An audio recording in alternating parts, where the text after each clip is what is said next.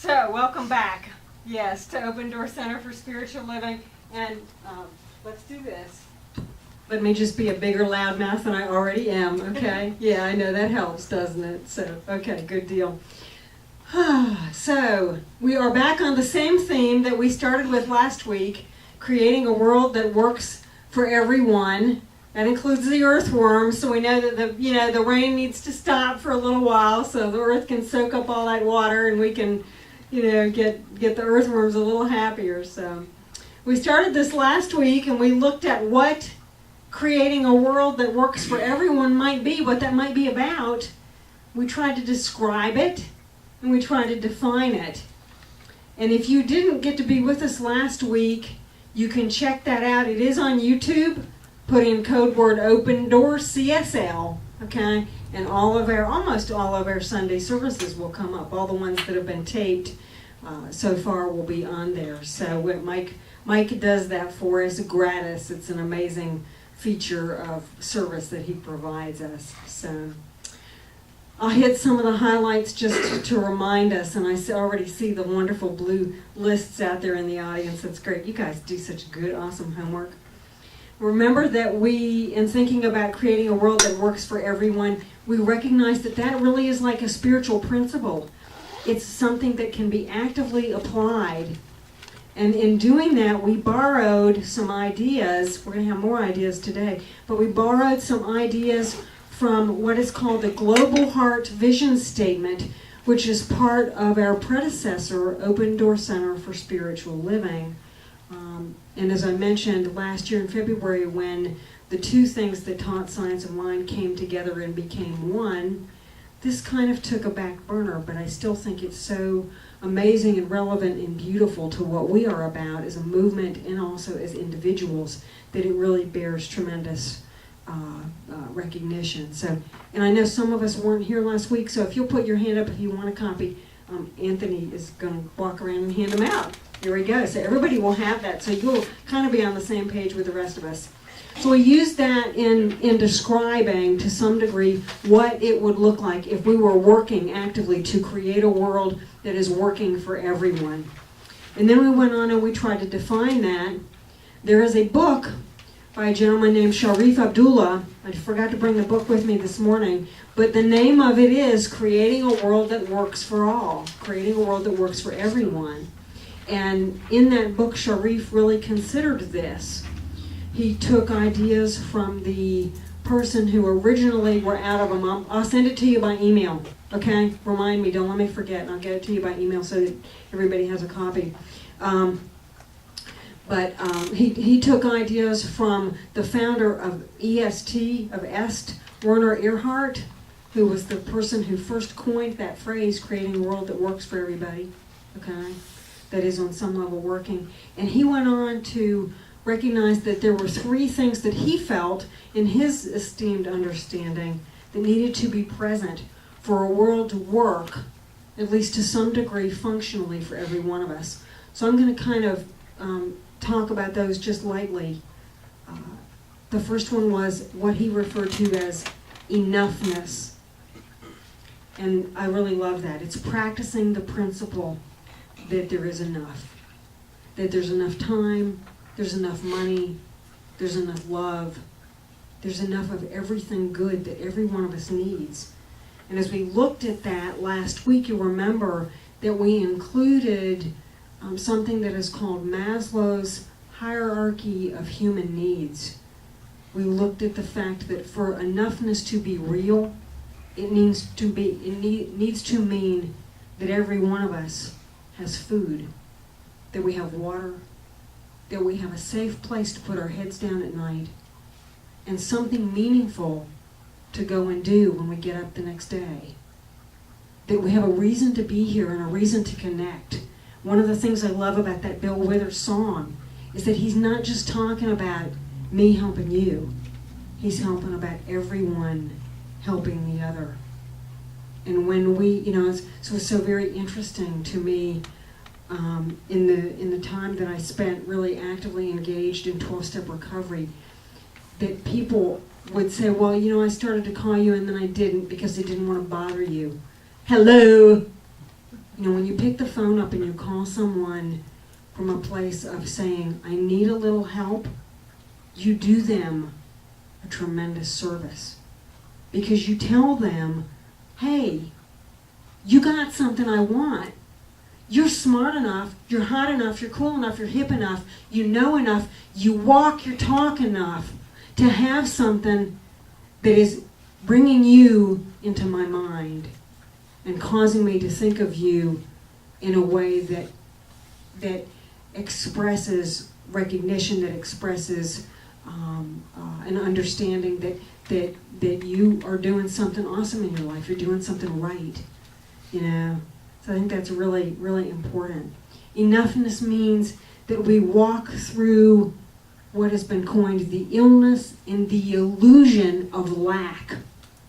It means we put on our stomping boots, okay?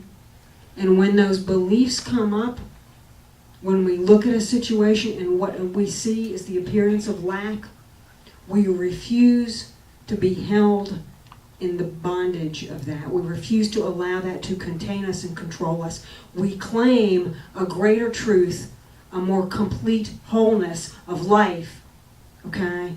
We recognize that whatever it was that brought us here didn't do it so that we could suffer. We live our belief system when we claim enoughness. You know, it's pretty easy to let fear lead, isn't it? Yet we get it from this amazing quote, and it's from the founder of Science of Mind, Ernest Holmes. He kind of tells us that what goes around comes around. This is called the law of giving and receiving. He tells us everything in nature moves in circles. What goes out must come back. Unless the seed is sown, it cannot bear fruit. There must be a planting time for every harvest. Those who give all, receive all.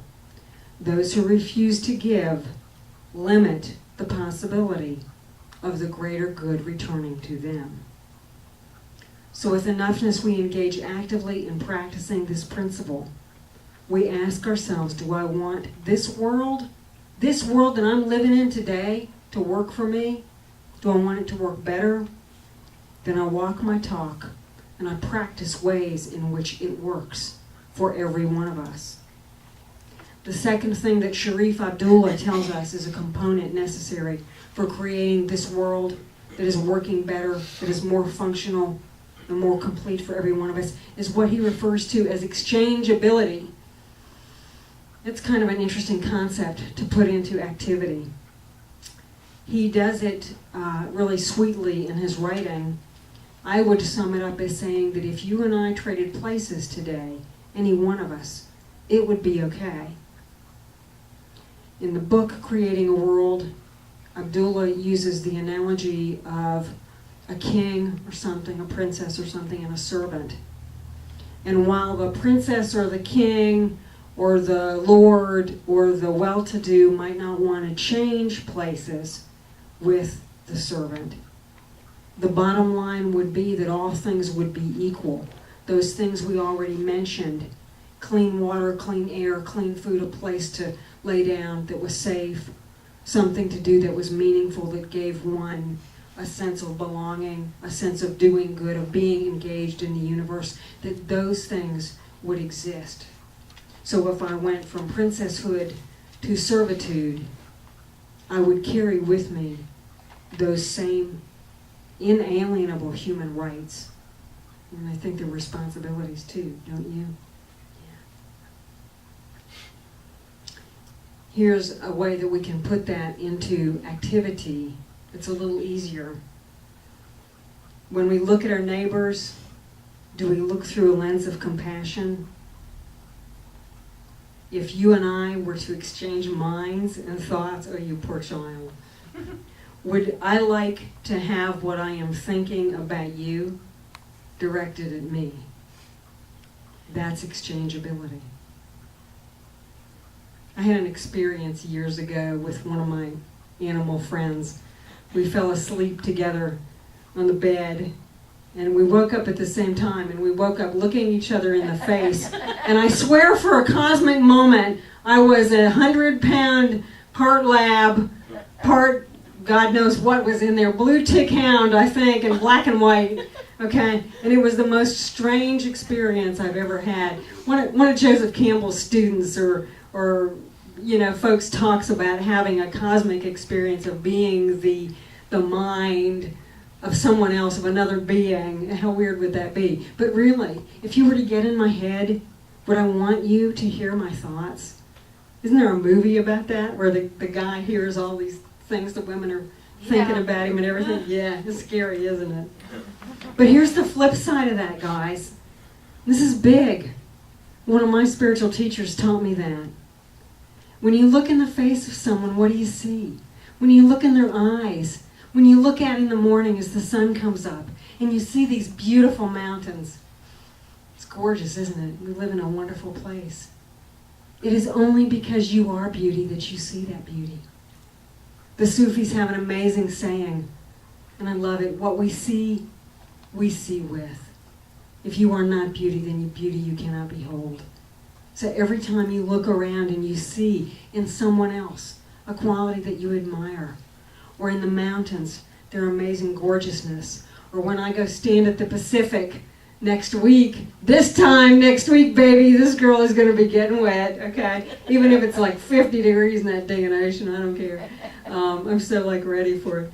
But really, okay, anytime we see something that touches our heart, that opens us up, that makes us catch our breath and be grateful for our lives, it is because that's here that we see it there. Yeah, it's got to be. And so there's one third thing that Sharif Abdullah talked about in creating a world, one third component, and that is common benefit. That's a kind of elusive quality too, isn't it? This past week I went to Greensboro for the Department on Aging. And, I love working for the county, because every so often they send you somewhere and you get to go stay in a hotel. This was a double blessing, because it was like a mall right there. I was in hog heaven, okay? The only thing missing had fur, okay? That was it. That was it. But then I thought about stuffing one in a suitcase, but they really don't care for that stuff too much. At any rate, I was in this hotel, and it was a huge hotel. It's a building that they've added on to, and there's a convention center in it. And so it took me 10 minutes from the main lobby of walking and taking elevators to actually get to my room. That's how far away it was. I was they couldn't have put me any further away from everything. But at any rate, I would go up to my room a couple times a day when we took breaks or at lunch, then in the evening again. And I would see the housekeepers with their big housekeeping equipment racks, or whatever you call those things, okay? And, what I noticed was there was this feeling inside of me that came up that was a lot like pity. Because that's a sucky job. It really is. It's one of the jobs. I've only had 17 careers this time. I'm not done. I want you to know. I'm just really beginning to get good at, doing different things in the world. But that is one that I've never had. I've never actually been a housekeeper in a motel or a hotel. And so I looked at them, and I looked at the job they do, and I know I used to actually have a good friend who worked in a motel here, and she would come home from work some days just blown out of the water at what she had to clean up. People are, pretty incredible sometimes at what they can do and what they can leave behind and have no apparent concern for. Well, at any rate, I was looking at these people. Most of them are women, and most of them are not of American descent, okay? And you kind of get the idea that they came here and they took anything they could get because that's what they could get. And so it's been a tough job in a country where this is not their native language. And, they I guess there's a lot of room for feeling separate from, okay? And then I got to thinking about this whole thing of creating a world. I took my list with me like some of you did. It went down staying with me. And what I realized was that same common benefit is there. Now, I was 200 miles away from home, and I needed a place that was safe to stay in. It needed to be clean. I have that requirement, thank you very much. Okay, it doesn't have to be super clean. I live with cats, but but it needs to be relatively clean and comfortable, and that's kind of one of my things. And here these people were, and they needed a job, so we both end up at this big hotel, and our lives would probably never have intersected in any other way. okay? But for a thing called common benefit. I needed a room, they needed a job, okay? We both benefited in that situation. So that's kind of my puny little understanding, if you will, of common benefit, okay? So we have those three things. We have enoughness, we have exchangeability, and we have common benefit. And now what we're going to do, if you remember last week, the challenge was, and I put this on Facebook and sent it out by email, so you got the email, you got the Facebook, you heard about it, if you read it, that you were challenged to keep a list of the ways in which you could see that you were creating a world or contributing to creating a world that works for everybody. You know, what we're doing here in doing this is we are examining our belief systems. We're looking at how we're living or not, and we're aligning our actions with our beliefs so that when we do anything, when we think anything, whenever we go out in the world, we are coming from a place of congruence because we get it, that we get this. And this little statement came from a minister friend of mine. It was on the minister's listserv. I'm stealing it. We do that in this teaching too. What they said was, none of us, not a one of us, will live beyond the length and the depth of our principles. That is what goes after us. And so much, so much for me. I've been watching the whole George Zimmerman, Trayvon Martin. I said I would talk about that this week, didn't I? I'm going to, somehow. Okay, I'm going to. Watching that this week and thinking how much a shift in perception, how much a shift in belief systems could radically change the whole world's impression of that. What we teach in part in this movement is that we create our own lives. Well, what that means, guys, is that even in the experiences that have peeled off skin and have left us empty and feeling alone, on some level, at a soul level, we said yes to that.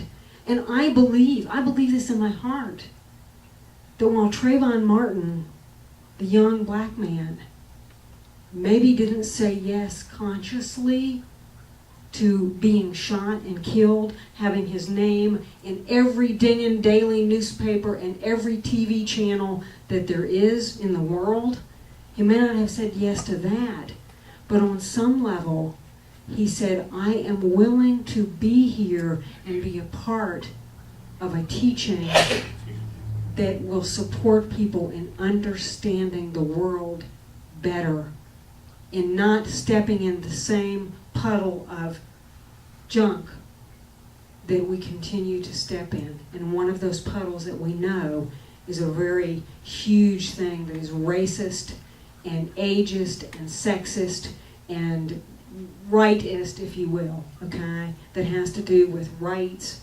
Blew me away that Obama said 35 years ago I could have been Trayvon Martin, that, to me, that says a lot, I think that one of the things that upsets all of us, the whole world, so much about that whole acquittal and all of that whole thing, is that most of us, on some DNA kind of level, have this embedded desire to be a part of a world that is working better for each and every one of us, regardless of race or gender or station in life, regardless of wealth or the appearance of not, and that we feel like we failed with a verdict like that.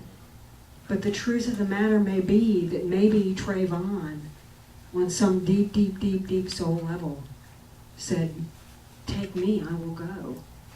Take me, I'll be an example. Take me, let the world learn how to be and how to not be.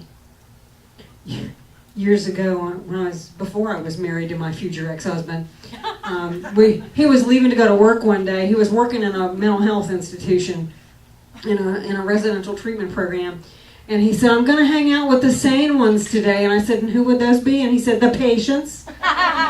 When he was done, there was an internship actually at a place that no longer exists. He said, you know what I got out of that? I got the biggest lesson I'll ever get. I got how I don't want to be.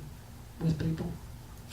That's what I got. I know how to not practice the art of being a mental health counselor. So, yeah. What this is about, on a bigger level, is recognizing that there are no bad guys and there are no good guys. There is just every one of us. It's about practicing and living from a place of compassion and seeing the God in everybody. It's about living what comes around and knowing that it's going to go around and really behaving, giving, living, being the way we want things to be for ourselves. So as I close today, I'm going to share something, and it's a little long, so I'm going to warn you, okay? This is earnest, untampered with. It is called Sermon by the Sea. It is the last talk that he ever gave at Asilomar. That the Asilomar gathering was started when Ernest Holmes was still alive. There are pictures of him there on the deck. I've sat in the same place, being hit by the same big ball of light up there in the sky. Okay.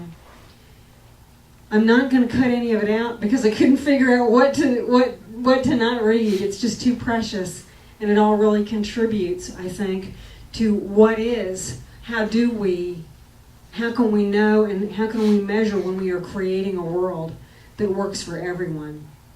So just take it in, okay? It is pure earnest. Again, it's entitled Final Sermon by the Sea. And remember, too, for some of you who haven't been with us for very long, the original term for science of mind or centers for spiritual living was religious science. And in Ernest's day, that's what he referred to this as. So I'm going to use that term just like he did. But no, it means exactly what we are here today. Having had the privilege of starting religious science, I would wish, will, and desire above all things else that the simplicity and purity of our teaching could never be violated. There is a purpose of simplicity, a consciousness of unity, a straight-line thinking in our philosophy that has never appeared before in the world outside of the teachings of men like Jesus and Emerson. There was nothing obscure in the teaching of Jesus. He just said that it is the Father's good pleasure to give you the kingdom. Why don't you take it? He said that there is nothing but God. Why don't you believe it? He was the last of the great Jewish prophets, the greatest line of emotional prophets the world has ever known. We also find a great intellectualism in Emerson, who never contradicted himself. He gave us the most simple statement of intellectual spiritual perception, probably, that has ever been put into print. As that of Jesus, it was most simple, direct, meaningful, and feelingful. We inherit this. It would be my desire that simplicity and purity and directness, that straight thinking, should never depart from the techniques of our practitioners or the instructions of our teachers or the understanding of our lay persons.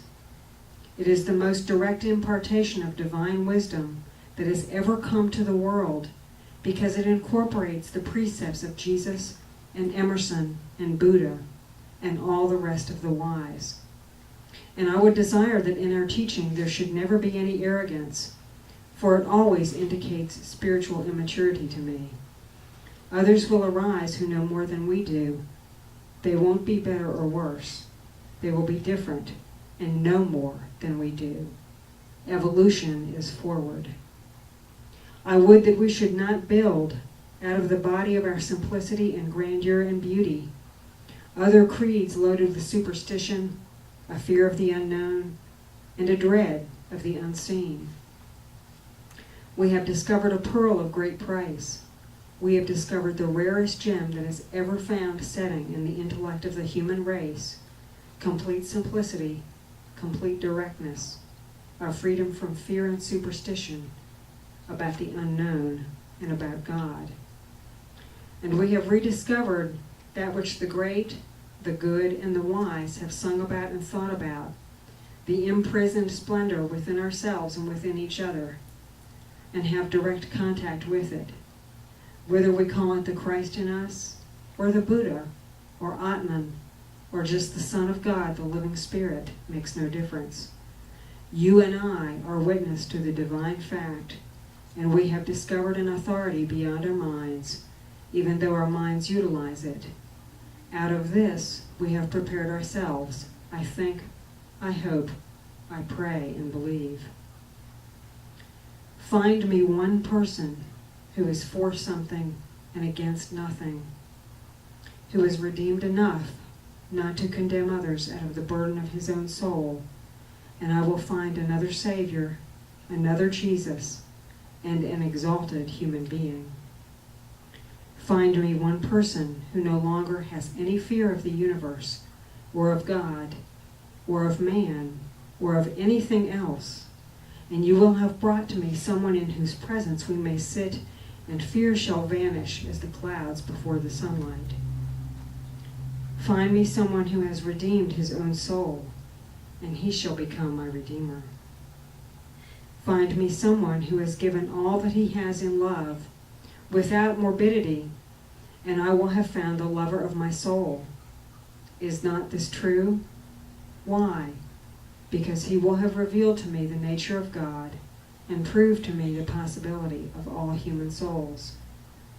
This is what religious science stands for. It is not a new dogmatism. It is not a new authority generated from a new alleged revelation of the God who never revealed anything to anybody as such, else he could not have revealed all things to all people. There is no special dispensation of providence, but there is a specialized dispensation, which the good and the great and the wise and just have known, even though they knew it intuitively. Find me one person who can get his own littleness out of the way, and he shall reveal to me the immeasurable magnitude of the universe in which I live. Find me one person who knows how to talk to God, really, and I shall walk with him through the woods, and everything that seems inanimate will respond. The leaves of the trees will clap their hands. The grass will grow soft under him. Find me one person who communes with cause and effect, and in the evening star will sing to him, and the darkness will turn to light. Through him, as the woman who touched the hem of the garment of Christ was healed, shall I be healed of all loneliness forever. Find me someone who is no longer sad, whose memory has been redeemed from morbidity, and I shall hear laughter. Find me someone whose song is really celestial, because it is the outburst of the cosmic urge to sing, and I shall hear the music of the spheres.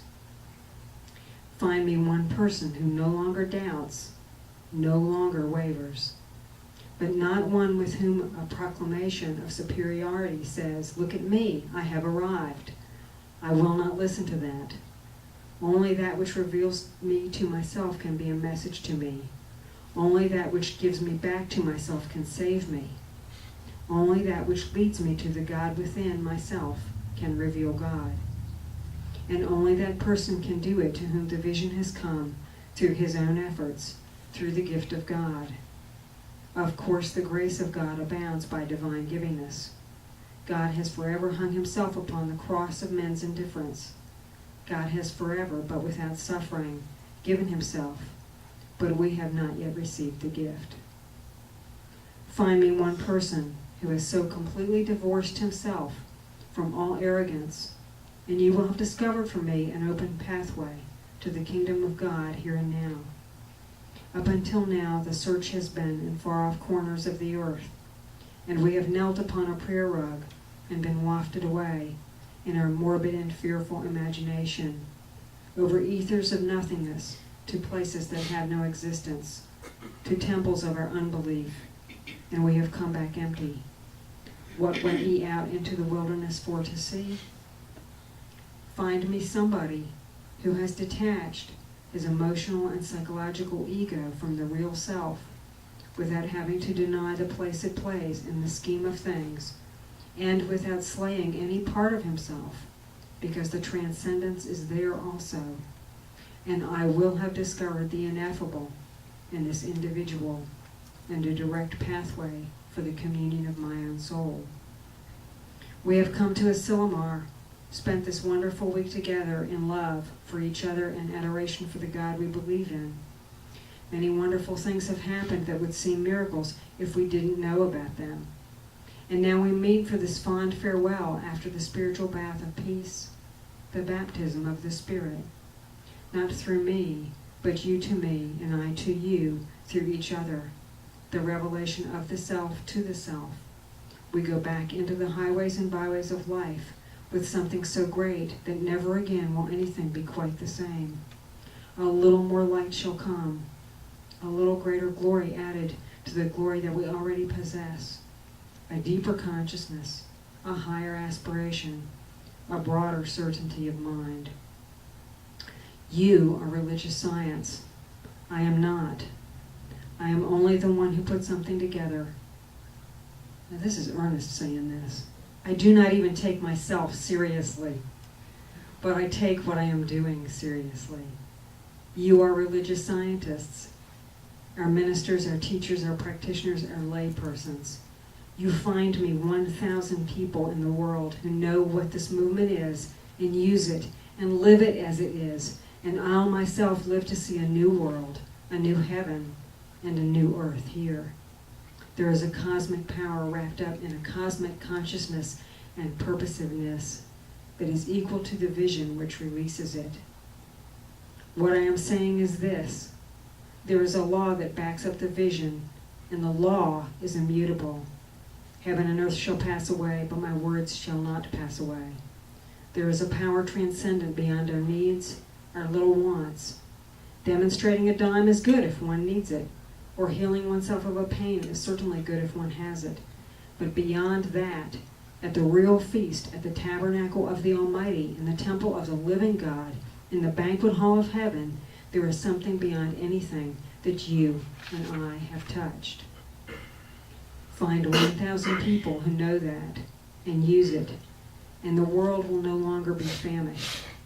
How important it is that each one of us, in his simple way, shall live from God, to God, with God, in God, and to each other. That is why we are here, and we are taking back with us, I trust, a vision and an inspiration, something beyond a hope and a longing, that the living Spirit shall through us walk anew into its own creation, and a new glory come with a new dawn. So there's no need ever for us to be judge, jury, executioner. The universe takes care of everything, all of it.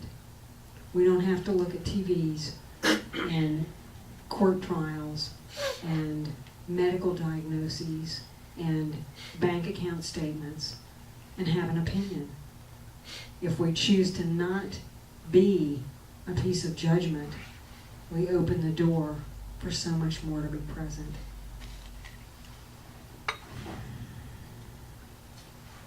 So let's just go from here and create a world that works for everyone. I love you. Here's a little song to close.